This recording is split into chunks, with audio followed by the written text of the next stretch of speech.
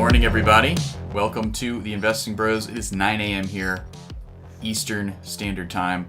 We've got some interesting stories here coming in from Zimbabwe, coming in from China, and coming in from Goldman Sachs. So we're going to be getting into those here in just a second. Bitcoin looks like it may be making a move back to the upside here pretty strongly, getting above 27.4. Very encouraging numbers to see. We'll be getting into a little bit of a different show here today, guys. As you'll notice, I am not Tim. I am not the TA expert over here that Tim is, but I'm going to be rocking out with you guys and having a ton of fun for sure. And you just heard him there give a nice little welcoming cough. That's Piper, who's going to be joining me. He's someone who likes to use the mute button a lot more than I do. But let's go ahead and bring him in here, because I am joined by Piper. So, Piper, how are you doing this morning? Brother, I'm doing fantastic. I'm in San Antonio with the family on vacation, getting a little family time in. And hopefully it doesn't rain this week and we can get to go do some river walk, hit some amusement parks and stuff like that, man. But I'm doing great. I'm happy to be here with you running this show while Tim is off and about doing, Bitcoin conference stuff. So That's right. That's right. Well, indeed, if you're wondering where Tim was, he is down in Miami getting ready for the Bitcoin 2023 event, of which I will not be able to attend, sadly, because of my military obligation. At the last minute in March, they went ahead and changed my military obligation to the exact weekend of the Miami Bitcoin conference down there. So that sucks quite a bit, but hey, we're going to keep on rocking. We're staying positive. And we're hoping that our crypto prices are going to be positive as well. Well, Piper, I want to go ahead and kick off the show here. So let's go ahead and read some names. I'm going to go ahead and do that now. See who the very first name was Crypto Pew Pew Cruz. And that was a couple minutes ago now. It's been some time since all the folks rushed in to the chat and got into their chatting mode there. So A Mellow Fellow was second. ADA Ace also said good morning.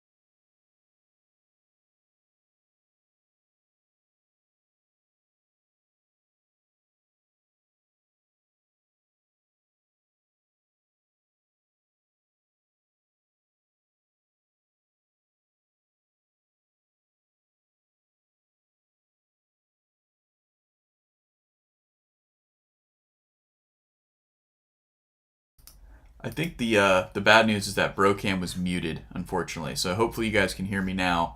Like I said, there's a lot of muting built into the sound, the software that we use, so it gets a little confusing sometimes. And that's gonna round out our names here, guys. Indie Rock Crypto, seeing a lot more names. Thank you guys so much for tuning in.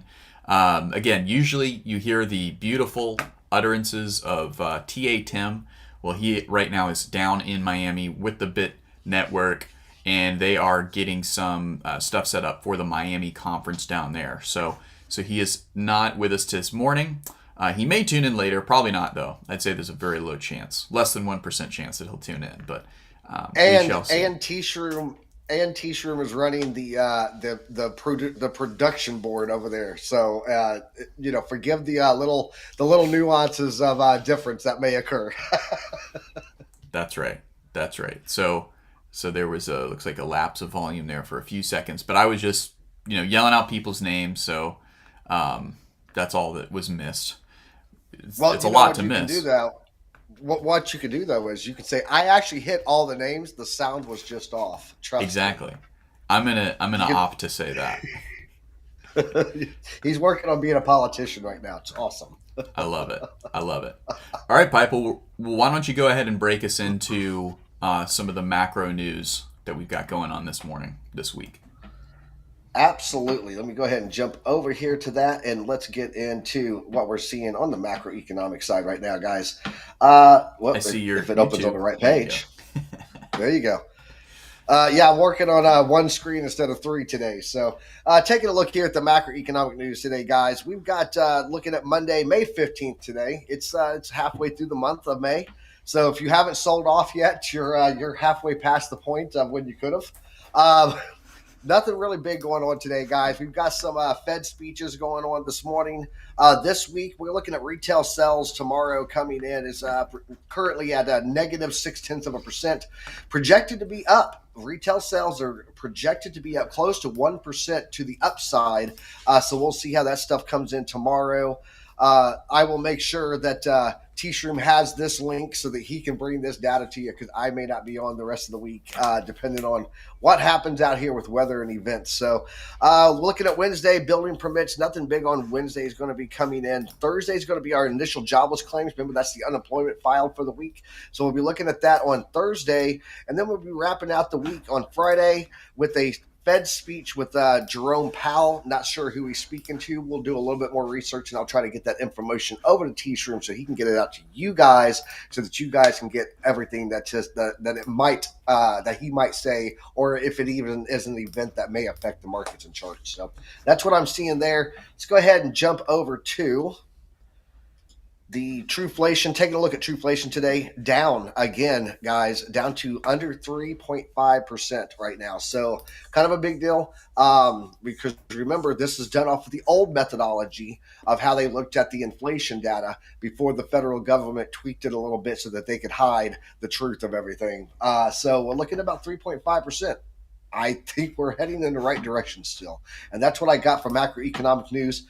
Do you want me to pull up that FOMC data for you there and look at it, or do you have that up already? No, yeah, go ahead and pull it up, Pipe.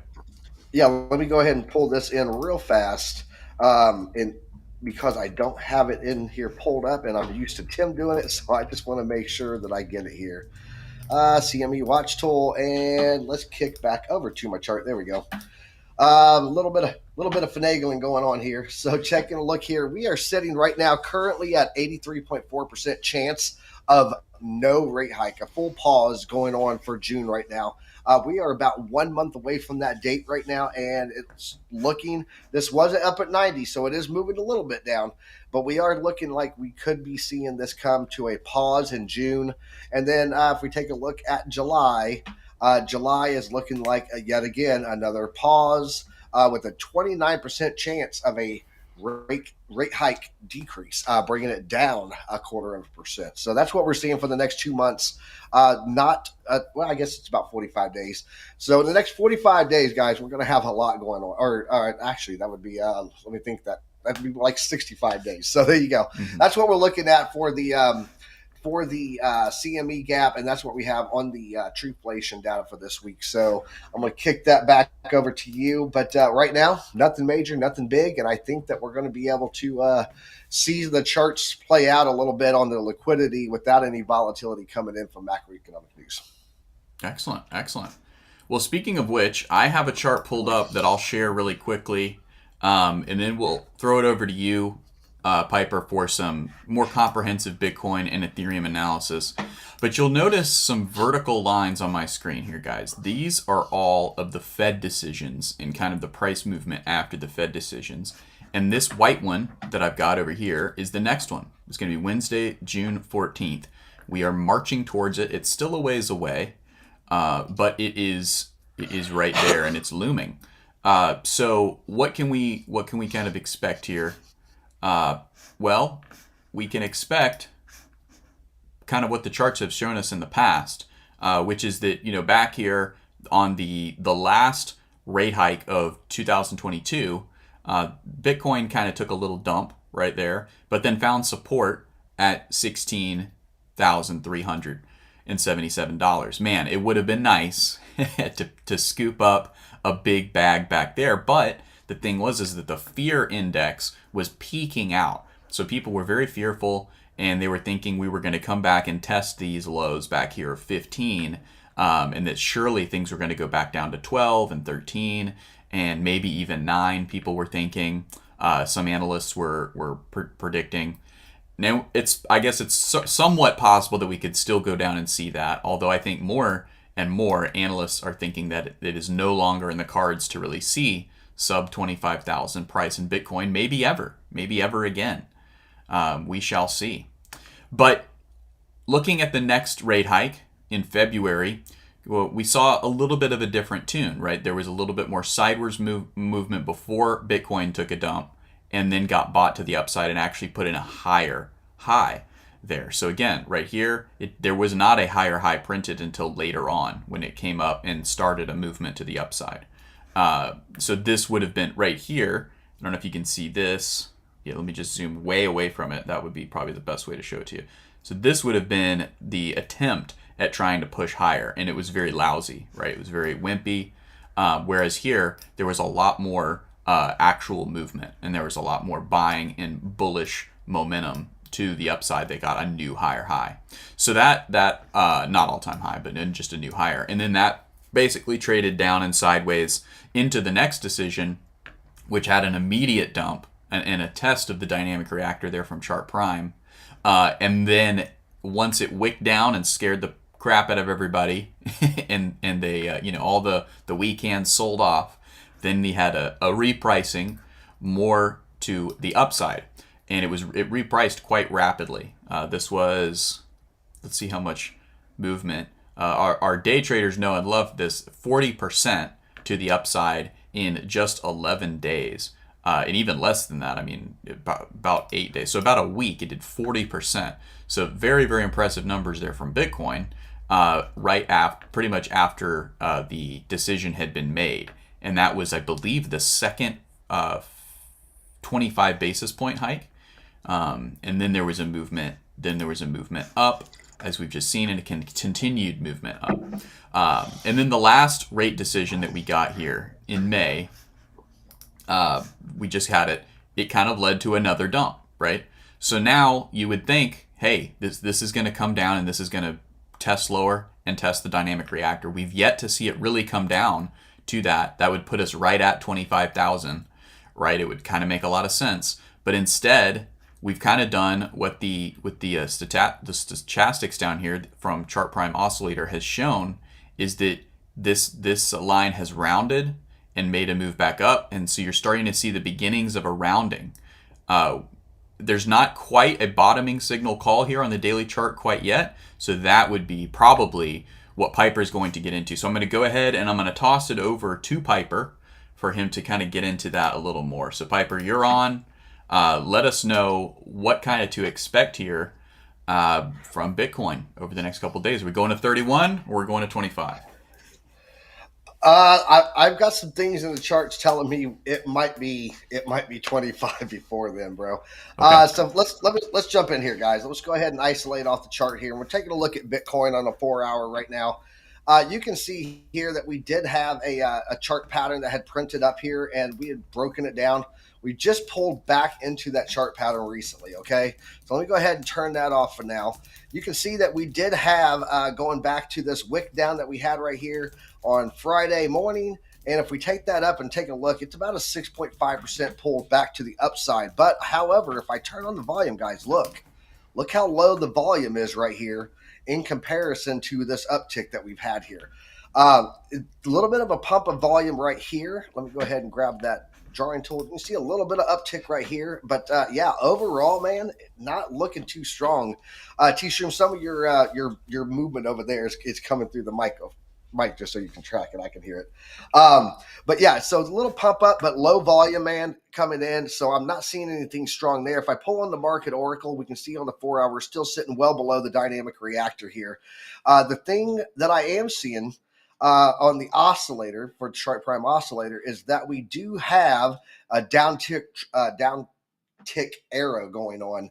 And I'm waiting to see. Yep, histogram just did it. Histogram is going back and forth right here between light green and that between that light green and that dark green, and that means that we do have a potential for this to start to pull back down here a little bit like this, probably get across on the signal line, and then reject. Now, what I do want to point out here, and this is a very important thing to point out, we are right now at the upper trade band of our predictive ranges. And guys, I tell you all the time, we trade between this band 70% of the time. I could see this pulling down. And if we take a look at where that line is at, it's 25.5, man. 25.5 is where I think we could see a rejection here. If we do get a pump, I would be watching for a rejection at around 28 off of this dynamic reactor before coming back down. Let's go ahead and jump this over to the 12-hour. I just want to see what we're working with here. Give me 1 second. There we go. Yeah, we're right now pushing on the 12-hour on the dynamic reactor and not able to get above it. We also have a trend line here that it looks like we're going to try to get support on, but this dynamic reactor sitting right above us, very, very strong on Bitcoin resistance, pushing it to the downside. We get rid of some of these white lines, keep my charts clean. That's the way I like to do it. And you can see here on the 12-hour, we are seeing a little bit, and this is why I said that we might see some upside to that 4-hour dynamic reactor that we're seeing here.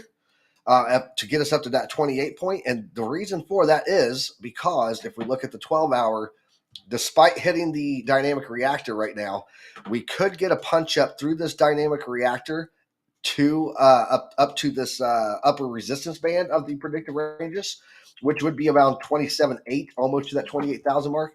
But if you look here on the oscillator, we are starting to get that pull up on the oscillator ribbon.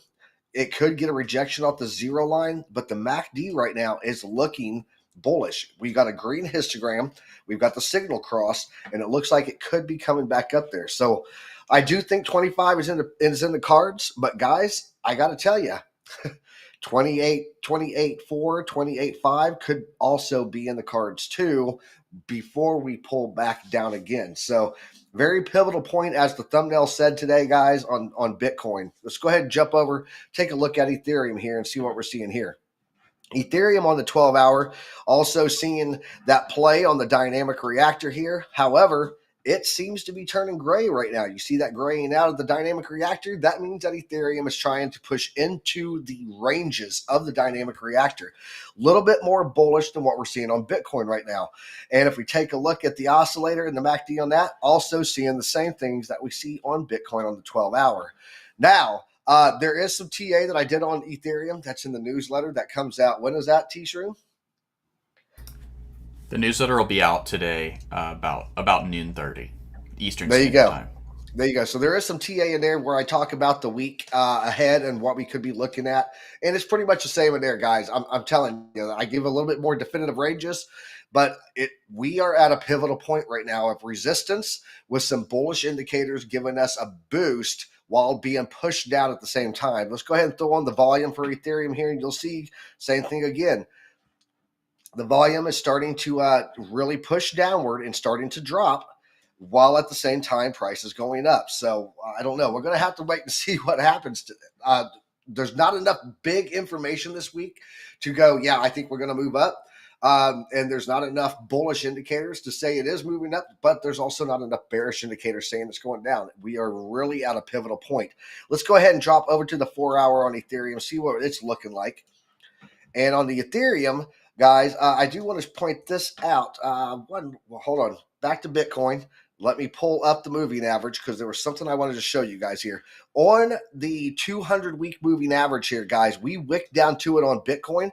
Pivotal that we stay above this, guys. Very pivotal. Once we got above this, all of this price action that has occurred going all the way back to 16 March when we started to really see the rally of Bitcoin has all taken place above the 200-week moving average.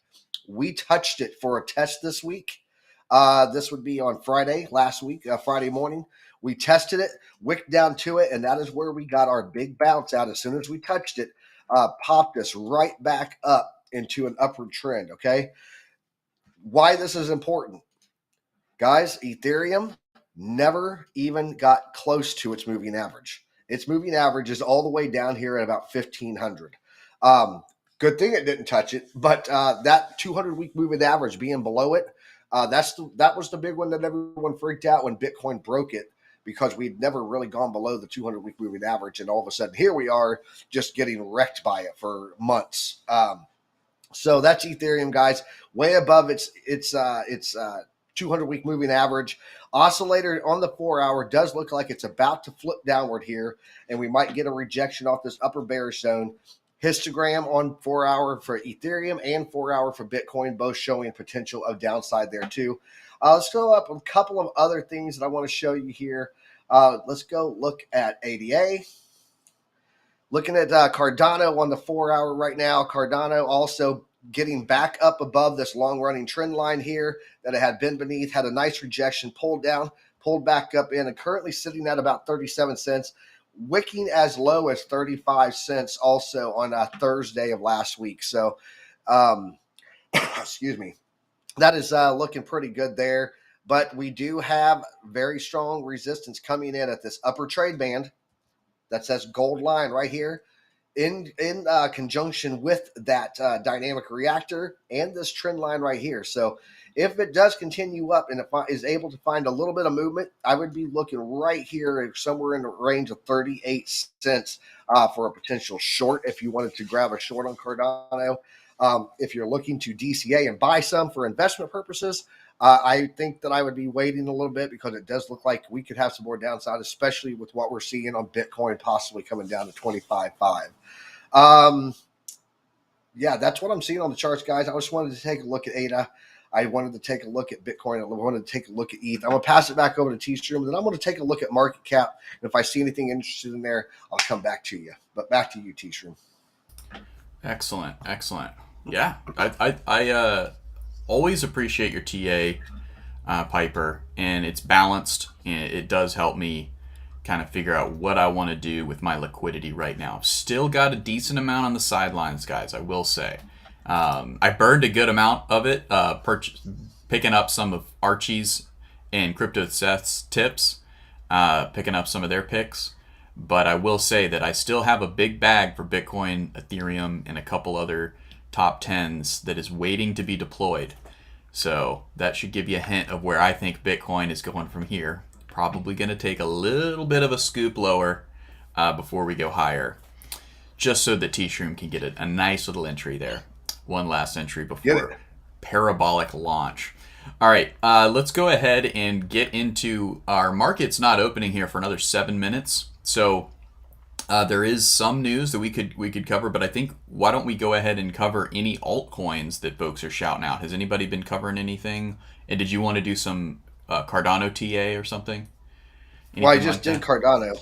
Okay, I'm sorry, not Cardano. Yeah. I meant link, like chain link or anything like that. Yeah, I'm looking here right now. Let me pull up the market cap real fast. And I'm going to look at the see what's going on in there. And I know that Seth is out there, so if Seth has anything he wants me to take a look at, I will take a look at it also. Looks like big mover today. Wow. Big movers today in the last 24 hours. Not really much, man. Everything is really down. Litecoin's on a good move. Let's go take a look at Litecoin. Let me pull back over to TradingView, and I will pull up some Litecoin and see what we're looking at there, because it does look like Litecoin's moving. You know, they're having events coming up, and that could be a reason for it. They're having events, should be sometime around August this year. I believe so. Let me know in the chat. Yeah, they're having. Okay. Yeah, the Litecoin having. What did I say? You just said an event, but I was just yeah. It's their having. They got their having event coming up. Oh yeah, look at that. That's a nice little push on Litecoin there. So go to your chart, Pipes. Yep. Okay.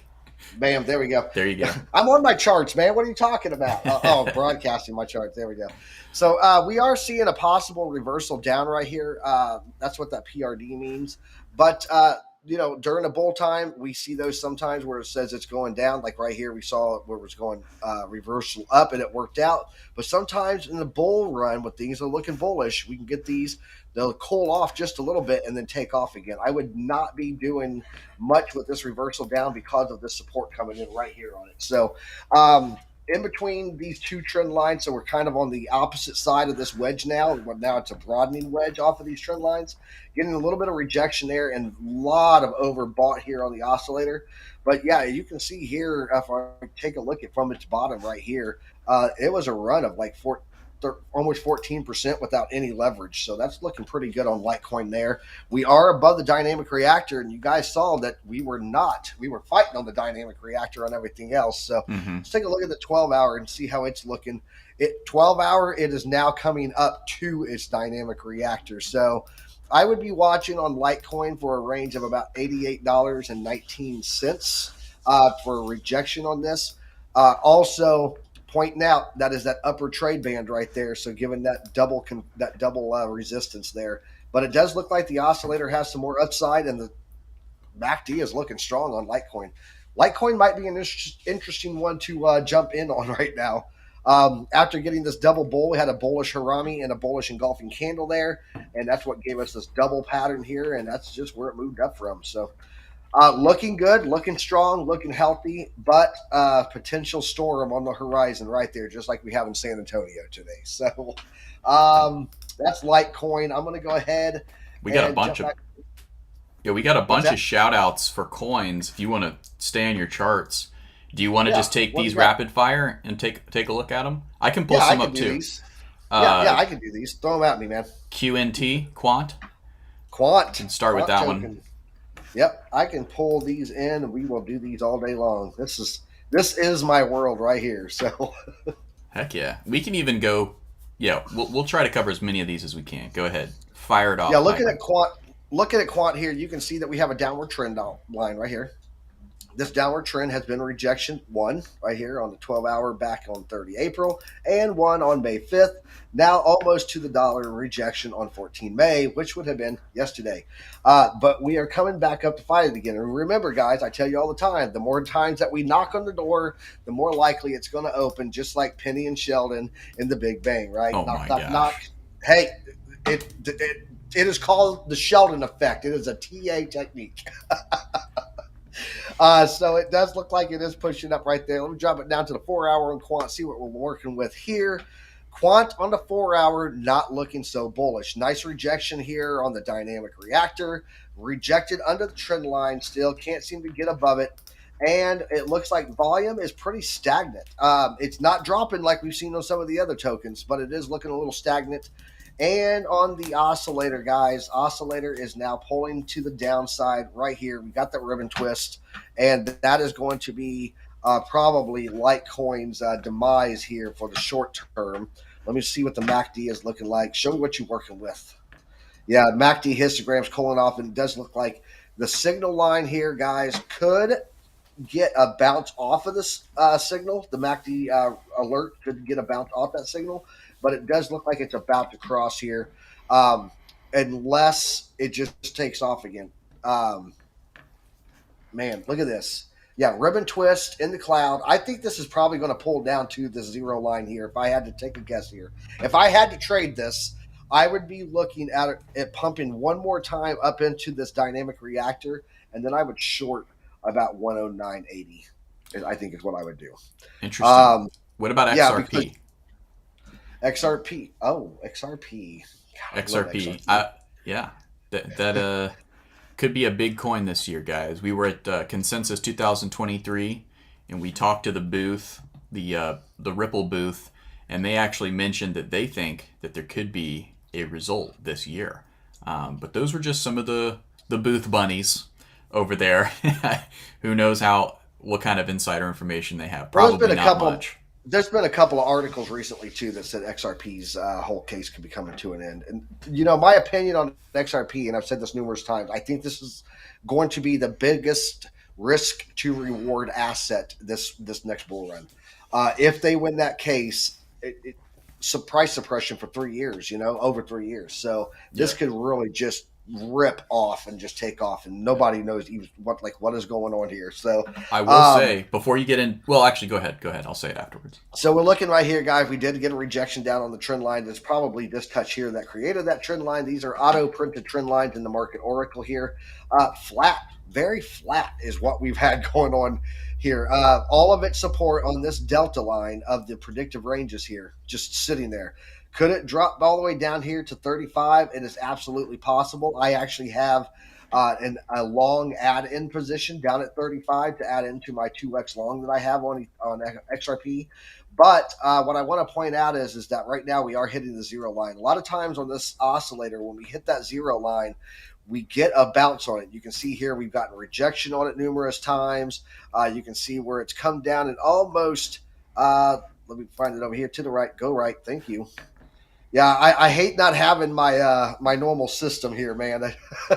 So trying to do this on my laptop is not the same as my setup at home. But you can see we got a nice bounce there on it. So it is very possible that we could get another bounce right here on the oscillator right now on the zero line, that yellow line running across the middle there.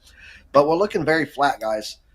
It's looking very flat, and I'm going to be watching sometime in the next, let's see here, 1, 2, 3, 4, 5, sometime in the next 24 hours, we should see a play out of this trend line and see if we're either going to break downward on out of this wedge here that's trying to kind of being created by two resistances, one support and one resistance, I mean.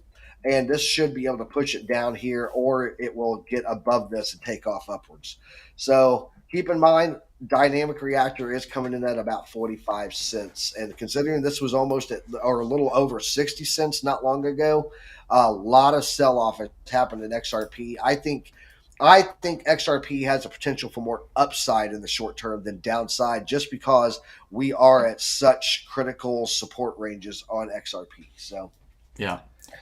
All right. And then what I saw, Crypto Seth has, it looks like, gave a super chat and said XLM greater than XRP. And so I will go ahead and say what I was going to.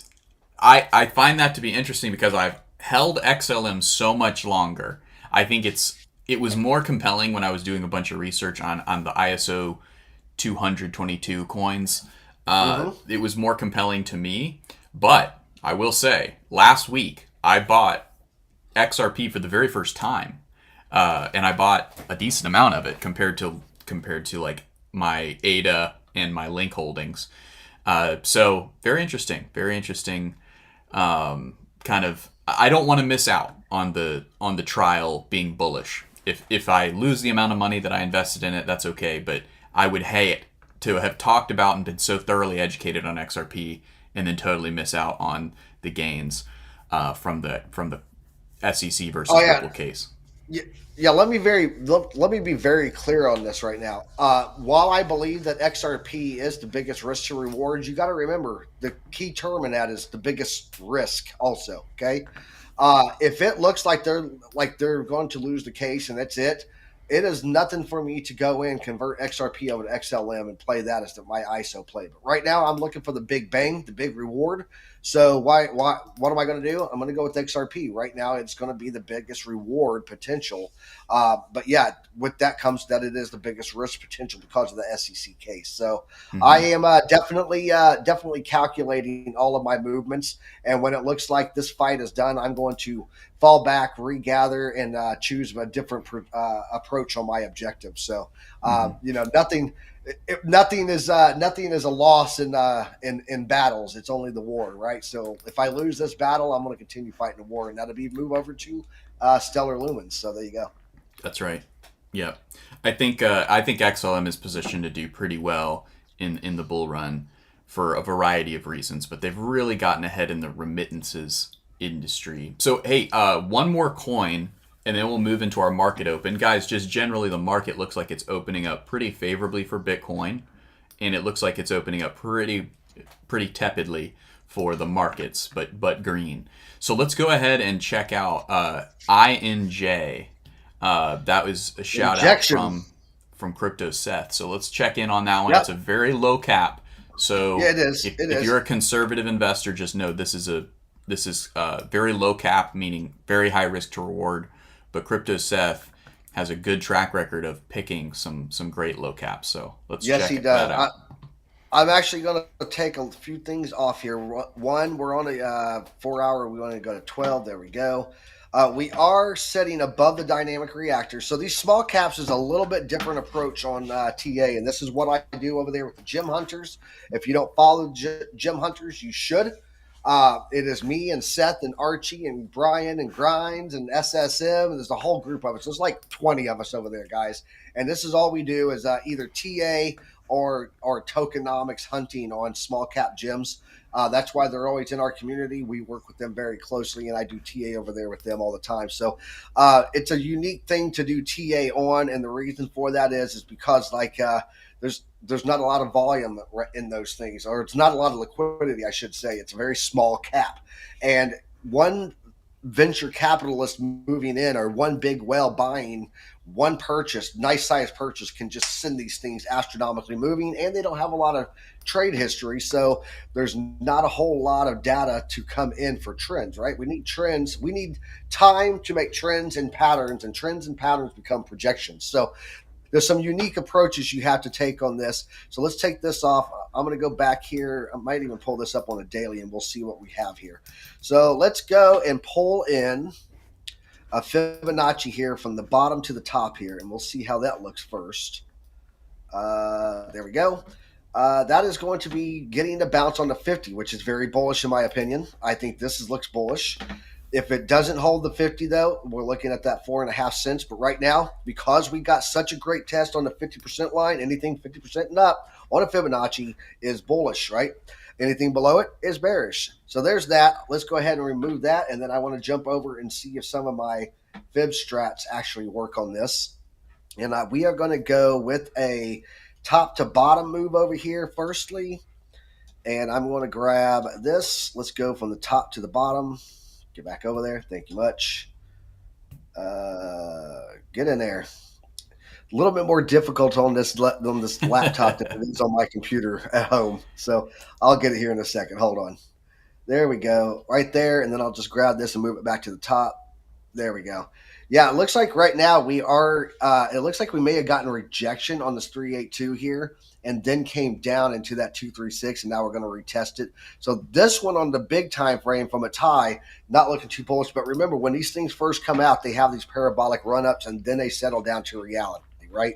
So one last thing that I can pull up here and show is, looking at the daily, is that we are right now hitting support on the lower trade band, guys. This could be heading back up to this point if it finds this support and takes off. Although I do have concern right here with this volume just really dying down here. And one last thing that I want to pull up and see. Oh, well, no, I tell you what, injection looks like it might be a buy. If you're looking for long-term hold, this could be a buy in the window that it's in right now. Because we do have this nice support coming in right here, which was previous resistance. We do have the uptick arrow, and look at the last time that we had it, it led to all of this. Even back here when we had it before, it led to all of this, right? And the histogram does look like it's warming up. Hey, guys, injection, not financial advice, but I may be buying some of this today just because it does look so juicy right now. So, hey, there you that's go. what I got. There you go. I want to show something crazy on the charts before we get into something I never expected.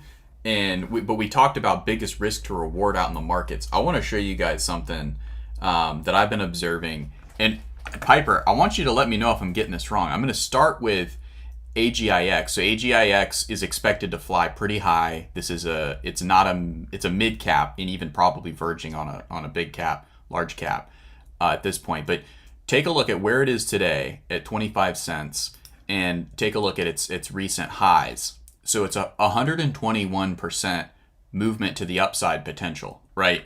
Just to the highs. Now, if you look over here, the movement from $6.65, where it is today, back to the highs just back in 2021 is 435, okay? And then an all-time high, it would be 674%. All right? Now, this is Chainlink. This is not a speculative coin. This is Chainlink. It's pretty integral. That is an insane amount of upside. Now let's take a look here at Bitcoin. Actually, let's look at ETH, because ETH. Let's take a look at Ethereum here, and let's compare it. How much upside it has, and this is all percentage wise is the part that matters here.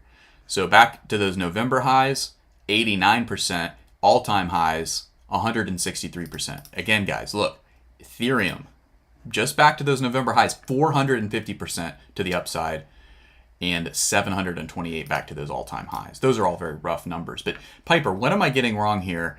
What is crazy? Or is this just the case that Chainlink has an insane amount of upside here in the near future? Chainlink moves much different than as Crux would say, Crux of crypto. Chainlink moves like its own thing. It will sit and go stagnant when everything else pumped, and then out of nowhere, when everything is just flat, Chainlink will just absolutely launch off. And that is something that we see all the time with Chainlink. Chainlink is the only oracle in the market that everyone is using. It's the only real big one for Web 2 to Web 3 transition of data and information. So, for example, if you have a DApp that has all of the Bitcoin ATM locations and you want to put weather data on your decentralized application, you're going to use Chainlink. It's the only real oracle out there that is solidly used, and it really doesn't have any competition in the space. And when it moves, yes, it can absolutely tear off. By the way, did you see that Seth said that he made 700% growth on his injective? So yeah, it's a mid cap, not a small cap. Excellent. Yes, and you definitely have Seth shouted that one out recently, like within the last 2 months. I want to say like maybe late February is when I remember him talking about it. Did I pick it up? Of course not, just because that's my luck. All right, guys, let's go ahead and jump on over to my screen and get into our market open. Piper, do you have something else? I do. I just want to tell you guys, when it comes to risk to reward plays, the lowest risk that you can take for the greatest amount of reward is hitting the like button right here on this show. Dang. I like it. All right, boom. Let's go ahead and let's do it. Let's get into our market open here, guys. This is energy. We're starting out with energies. You got to find it in yourself and pull out that energy for a long day of trading here. Natural gas futures contracts coming up 3.3%, almost up 3.5%. U.S. oil is up 1.1%. So basically, energy is getting bought. Energy is getting repriced to the upside this morning. Bulls are kind of taking control over there. Not the same story on the indexes. I reported while Piper was doing some TA that they were green across the screen. They are not. The NASDAQ is the only green name here, and it's only up 0.1% there in the first 13 minutes of the New York session. The Dow Jones and the S&P are both red. So the market is trying to digest which direction it wants to go this week. It is Monday, the first couple minutes here of the entire week session. So it is trying to get off to a good start and price the market accurately. All right, moving on into crypto, it's a much different scene. Kind of looks like energy. It's green across the screen. You got a couple names here that aren't, though. Let's take a look at them. We were talking bullish about XLM, it's red, and we were talking bullish about ADA, it's red. So some funny paradoxes here. But ultimately, these are not very big movements, and more than likely they'll just kind of go in with the green wave here eventually. But Bitcoin is up 1.9, almost 2% this morning, and Ethereum up 1.5. This is how the crypto markets are being priced in this week. So Lido is going to definitely be our winner here just from this market open, up 10%. Lido has been getting hammered. So it makes sense that Lido would finally get a big move. So it is up. It is up this morning, getting a nice little reprice to the upside as bulls are taking control. So that is really good for Lido. Lido is what I actually use to stake ETH. So pretty encouraging to see there. All right, moving on into metals. Both gold and silver are getting bought. Steel also getting bought. Not a precious metal, but it's a metal. And it is actually in the lead this morning. Steel is over gold and silver. Well, I almost said Microsoft, and now I'm gonna. Microsoft can't figure out if it wants to be green or red, and neither can Apple, as they're not even getting off the starting line here to figure out what direction they want to move. Whereas Meta is is jettisoning ahead. There, look at it, up 1.3%. Meta moving in the right direction this morning for investors. And then last week we had in the chat this ticker right here, ALB, shouted out because it is a large lithium producer, I believe. And so we wanted to bring that to you guys' attention as it was moving to the upside. I added it to our mega cap tech stocks. It is definitely not a mega cap tech stock. It's a lithium miner, I believe, or lithium refiner or something along those lines. So you can see here on the daily chart, it's positioned to do pretty well. If I turn on the chart prime smart money concepts, that's the one I meant to turn on here. You can see that it's coming out on the daily chart. It's coming out of the discount. It's always really hard to time it and buy it in the discount range, but it's coming out of that and it's making a push here for this blue line. And we will see how it reacts around there. A rejection on that could spell a good buy opportunity as it pushes back down to sub 190 levels potentially. But that is going to be, and that's a stock. These are not coins. All right, moving on into our bonds. Bonds are pretty mixed. You've got the month dated coming down on the yields, and then the 2-year here, the yield only up 0.3% here, and then you've got the benchmark 10-year up 1%. So you're seeing movement to the upside in bond yields faster than those lower dated marked treasuries. That is essentially indicative of folks are essentially buying the lower dated bonds more aggressively, right? So there's less of an incentive needed there for you to buy into it. And that is just the opposite of what the Fed wants. It's the opposite of the way that the bond market is set up to operate normally. So there you go. Moving on into cannabis, you see it's mixed, not too much to report there. Your mid-cap tech stocks also coming in pretty mixed, although C3.ai getting a nice reprice to the upside, up 7%, seeing a nice little gap as it has reacted recently off that dynamic reactor. Even got a little bit of a head start. That did not wick in accordance with the dynamic reactor, just went ahead and just took off. So we'll see if that's going to have to come back down and test again before it goes higher. But I would say more than likely when traders see that, they are seeing a retest. So let's go ahead and check out the big banks here. Are green across the screen. Citibank leading up 1.1%, and big oil is for the most part up, although ExxonMobil is lagging. So that's going to be our market open here, guys. It is 9:47, almost 9:50. So it is definitely time to go ahead and get into our promos. And before we do that, let me go ahead and throw it over the Piper. What are some promos that are coming up in your head? What are some things that you're wanting to bring to the attention of our audience this morning? Wow, let me think here. I mean, we got Tim down there at the Bitcoin conference at Bitcoin Miami. We've got Bro Time tomorrow. TA talks over on Chart Prime. I don't know that we have a whole lot of promos going on right now, do we? Refresh my memory.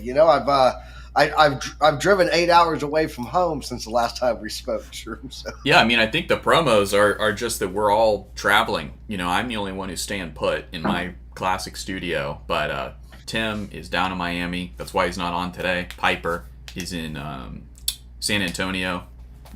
So I mean, that's enough of a promo. It's like we're traveling. So what are some things on your itinerary there in San Antonio, Piper? Going to Fiesta, Texas. It's like Six Flags here. It's the Texas version of it. We've also got SeaWorld. Going to SeaWorld. We got the Riverwalk. I don't know if you've ever been to the Riverwalk, but it's absolutely one of the most phenomenal places to go and just hang out, chill, have some drinks, eat. It's a great city, man. I love San Antonio. If you've never been to San Antonio, take a trip to San Antonio. Go to the Riverwalk. You'll enjoy it. So, and then of course my wife wants to go shopping. So there you go. It was Mother's Day and she was traveling on Mother's Day, so I'm going to have to do some makeup, some catch up there. So, hey, I get it. That's a lot. It's going to be a lot of fun. Well, I'm definitely going to be staying here in where I live in Gainesville, Florida. Just going to be chilling, kind of recovering from the big Mother's Day celebration that I held at my house. Shout out to Amanda for helping put that on with me, my girlfriend. It was a lot of fun. But yeah, so in terms of promos, expect a newsletter out today around a little after noon Eastern Standard Time. And this week is going to be a little touch and go, guys. We're going to, because we're all kind of distributed around the United States. But I would say we're still going to have a ton of fun, and we really appreciate you guys tuning in. Well, let's go ahead and get into some of the news then here. I'll go ahead and throw it over to my screen, and we will get started with this story here. Zimbabwe sells millions of gold-backed crypto tokens despite IMF warning. So the Reserve Bank of Zimbabwe has sold 14 billion Zimbabwean dollars worth of gold-backed digital tokens worth about 39 million in United States dollars. There's the official release. You can see the tokens were sold at a minimum price of $10 for individuals and $5,000 for corporations and other entities. The minimum vesting period for the tokens is 180 days, and they can be held in e-gold wallets or on e-gold cards. I don't think that's the e-gold that we're familiar with. I think it's probably a different one. The issuance of the gold-backed digital token is meant to expand the value of preserving instruments available in the economy and enhance the visibility of the investment instrument and widen their access and usage of the public. The IMF, of course, is coming out in their very big frowny face against this because they want everybody to be compliant and use the dollar and use the bonds and just go into debt to them, to the International Monetary Fund. So this kind of a move, very, very interesting to me. Seems like they're going ahead with it pretty aggressively, despite warnings from the IMF. Piper, just real quick, we won't spend too much time on this. What are kind of your thoughts here? Do you think that this is bullish, bearish? What are your thoughts here? I think it's bullish for the innovation and adoption of blockchain, but I really think it's look, the more that these countries, really think it has a potential to be bearish, and here's why: the more these countries keep pushing back on the IMF, the more the IMF is going to become less significant. And if you put anything in the corner that's fragile, but guess what it becomes? Not fragile. It becomes an absolute nightmare. I could see the IMF eventually start to go, if you adopt anything to do with blockchain, aka taken away from the world order of the IMF, we're just going to start downgrading your credit rating. I could see them playing dirty ball like that, and if that happens, absolutely should be one of those. Well, if you're going to play that way, then we're going to play absolutely bad. So. Could be bullish long term. You just got to be careful with this. I mean, is ticking off the enemy, if you will, a good thing? Sometimes it is, but you don't want to do it to the point that you wake up the entire hornet's nest. So, yeah, absolutely. That's pretty much my thoughts on it, and I appreciate that take. So, moving into some world news. Our buddy Caleb Franzen, a fellow bro, he is in Turkey right now. I am a little worried about him, though, because Turkey will hold an unprecedented runoff election. On May 28th, an election board has confirmed. So they're having some election discontinuity over there in Turkey. There's been a lot of that in recent years around the world. But it hopefully will not spiral into too much violence over there. So keeping it moving back into investing, Paul Tudor Jones says that the Fed is done raising rates and that stocks are going to finish the year higher from here. That's what Paul Tudor Jones is thinking. Now, who is this Paul Tudor Jones, you might be saying? He's a billionaire hedge fund manager, and he's believing that the Federal Reserve has finished raising rates in its fight against inflation and that the stock market could gain from here. Not going to read too much more details, but there it is, guys. There is a very countervailing theory about the future of finance for the rest of this year. Piper, what do you think about this take just right off the bat? Do you agree with Paul Tudor here, or do you think he's barking up the wrong tree? I absolutely agree with him there, and I actually think that he's missing a little bit of detail in that. Thank you for asking me this question. This is a great one. So, I think we're done raising rates, period. I do believe that we're going to go flat for a few months and then start to see it curve down and get back in line, especially when we're seeing 3.5% on the true inflation data and our actual inflation being put out by the Fed, which is the manipulated one, is even looking pretty good. And NASDAQ market has been pumping like crazy, man. Like, we've been setting annual new record highs this whole past month. And remember, There was a time when Bitcoin was correlated with the NASDAQ. If Bitcoin re-correlates back with the NASDAQ as it's making new highs, the piece of that article that I think is missing is we could see crypto, especially Bitcoin, Ethereum, leading the way on it. And then, of course, all of those fast shooters that just fly on past it with their multiple X's. By the end of this year, also, I think the potential is there. All these people that are just super bearish in the markets, like, God bless them all. Love them to death. But, as we say in Texas, bless your heart, right? I just think they're going to be way off, man. I think that we have a potential this year for a massive run up in the stock market and in the crypto space. So watch out, strap in, and if you're a perma bear, I wouldn't be holding your shorts too long because you might be wrecked before this year is done. And I think this article is an excellent capture of that sentiment. So. Yeah, well, strap in, guys, because I'm about to go through a bunch of evidence that supports that exact argument, Piper. So check this out, guys. Bitcoin, a top 3 asset in the event of a U.S. debt default. Now, personally, I don't think that the debt default is all that likely. But as U.S. President Joe Biden prepares to meet with Congress on May 16th to tomorrow to discuss the U.S. debt ceiling, investors are seeking hedges to protect their savings in the event of a default.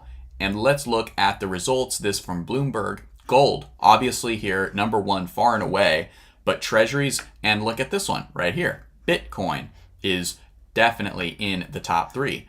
Dollar, even beating the dollar as a hedge against the debt ceiling chaos. So then you also see the Swiss franc, the yen, and something else. So pretty interesting that Bitcoin would even beat out the dollar and the yen and Swiss franc. That is pretty crazy. And the euro, I guess, isn't even on the list. So that's pretty wild. Very, very exciting there. Very bullish for Bitcoin to even see the name on the list there. Now you might be wondering what's going to happen to stocks. Well, this same article did a survey in 2011. The S&P 500 fell 17% due to debt limit standoff. This time, the predictions are stocks will get hurt, but not as badly as 2011, where they fell 17%. So something more like 16% perhaps, or not even that bad. And the smallest amount thought that stocks would actually hold up, so that they would remain unchanged from here. So we shall see. But Paul Tudor Jones seems to think that that they will go up from here. So very interesting. Let's go ahead and get into some more of the bullish ammo here. 26% of family offices invest in crypto, said Goldman Sachs. So check this quote out. This is really cool. Within the digital asset ecosystem, family offices have become more decisive about cryptocurrencies. The proportion that is invested has risen from 16% in 2021 to presently 26%. However, the proportion that is not invested and not interested in the future has risen from 39% to 62% in that time. And those that are potentially interested in the future has fallen from 45 to 12%. Well, of course, if you're polling during the bear market, you're going to get folks who are becoming more pessimistic. But the numbers don't lie here, folks. More people, more family offices are putting their money where their mouth is than in 2021. And they are buying, the bottom line, they are buying Bitcoin there and digital assets, whether that be NFTs or crypto. So that is another very bullish sign. And then the last one here I wanted to bring to you guys' attention is that China is continuing to thaw. They've got 2 headlines here that I'll read as we wrap up. The Chinese government shows support for blockchain amid crypto ban. This article, not going to go into it too much, but they are attempting to separate blockchain from digital assets. So they're looking to invest more. Is that a good thing for the West and for Bitcoin? Not necessarily, but is generally a thawing towards the technology and investment and development into the technology of blockchain. And then similarly, China's Fuzhou City offers cash subsidies to attract blockchain companies and investment. So here they're doing a classic, tech development. They're offering subsidies for starting a company in this city, and for renting, they're offering rental subsidies for blockchain companies. So again, a movement in the right direction generally. It's definitely coming with some possible negatives, which would be that China tries to push ahead with a competitor to Bitcoin, potentially to Ethereum. That would not be excellent, but it could, generally over the long period of time be positive, as inevitably China would have to open the markets up to all private blockchains as they become interoperable.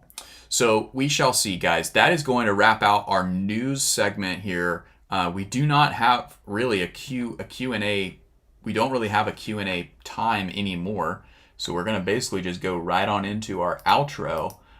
So Piper, what is kind of your conclusion here, and wrap us out? Tell us kind of what you're thinking here. Are we going to 31? Or are we going to 25? So I don't think I think it's I think 25 is in the charts, is in the books, but then again, so could 31. I mean, we're not going to lie here, man. It's a weird week. We've got conflicting, converging bullish and bearish news on each other, bullish and bearish indicators on the charts. But that is when people get hurt the most. I will tell you that their sentiment and bias takes them in one direction, and everything pulls the opposite direction. It's a riptide of price action. So, if you're in the charts this week and you're in the markets and you're doing some trading, especially if it's with leverage, unplug your bias, double look at everything you do, have a plan, set your stop losses, and trade smart and trade safe. That's it. And the best way to do that is to stay primed, and you can do that by clicking the link below and getting, discounts on your monthly and quarterly, and you can get these indicators and get over there and get trained by our team. So that's it. Last promo thrown in there. Woo! Absolutely, guys. Down in the description is where you need to be. There's all kinds of really good links to help you upgrade your trading strategy, your trading approach, all kinds of goodies down there. Check out those links and support the channel. Well, with that, guys, we're going to go ahead and say goodbye. Again, Tim will be back on the show the rest of the week. Thursday and Friday, we're still not exactly sure how that's going to pan out because I've got military obligations. But we will be keeping you guys up to date tomorrow. Military obligations, whatever. But thank you guys so much for tuning in. Hey, you're tuned in right now to the most generous investing community online, and we're really happy to have you here. We hope that you return and join us in the next video. And until then, I'll see you in the next video. Peace.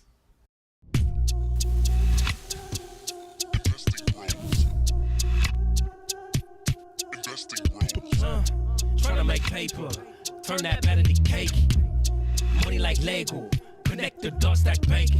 We are investing bros. We are investing bros. Army pipe, lethal on trade. Entries and exits, worthy of praise. Tim, the professor of the TA. Shout it out loud on the PA. T-Shrooms news, got the word. Doing better than what he deserves. Beamer, leave no evidence. Soon fly coop with his dividend. Trying to make paper, turn that better to cake. Money like Lego, connect the dots that bank. We are investing bros. We are investing bros.